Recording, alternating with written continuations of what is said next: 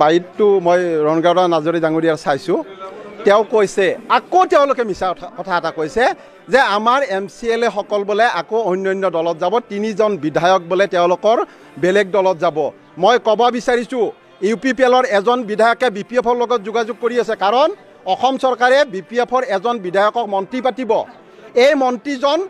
UPPLৰ বিধায়কে আমাৰ BPFক যোগাযোগ কৰি আছে যদি সেই মন্ত্ৰীটো যদি সেই ব্যক্তিজনক দেও তেতিয়ালে UPPLৰ বিধায়ক বাদ দি BPFত জয়েন কৰাৰ কাৰণে ঠেং দাঙি আছে গতিকে তেওঁ আজি মিছা কথা কৈছে ৰাইজক ইলেকশ্যনৰ ইস্যু এটা মানে ল'ব বিচাৰিছে যে BPFৰ MCLA সকল যাব এটা MCLA আমাৰ BPFৰ যে 11জন MCLA আছে আমাৰ এজন MCLAও অন্য দলত নাযায় আৰু যেতিয়াই এজন MCLA মই আজি আপোনালোকক নদি কৈছোঁ এই 3জন বিধায়কৰ যদি এজন বিধায়কত অন্য দলত যায় মানে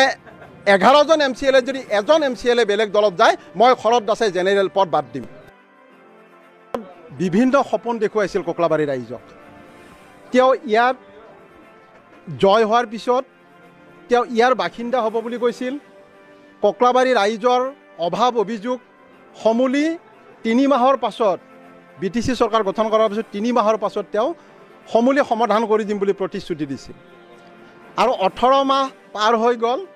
ককলাবাৰীত উন্নয়নৰ নামত 1% এতিয়ালৈকে ককলাবাৰী ৰাইজক দেখুৱাব পৰা নাই তেওঁ কৈ আছে হাগ্ৰামা মহিলা ডাঙৰীয়া 17 বছৰ একো নকৰিলে ককলাবাৰীত য'ত কেম্পেইনিং কৰি আছে প্ৰমোদ বড়ো ডাঙৰীয়াই হাগ্ৰামা মহিলা ডাঙৰীয়া BPF চৰকাৰে বনাই দিয়া ৰাস্তাৰ ওপৰেদি গৈ তেওঁ আজি ৰাইজক মিছা কথা কৈ আছে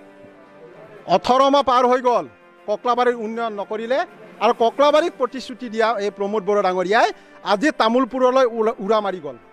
ককলাবাৰীক নিঠুৰা কৰি দিলে এটা বিৰাট বিশ্বাসঘাতক কৰিলে ককলাবাৰী ৰাইজক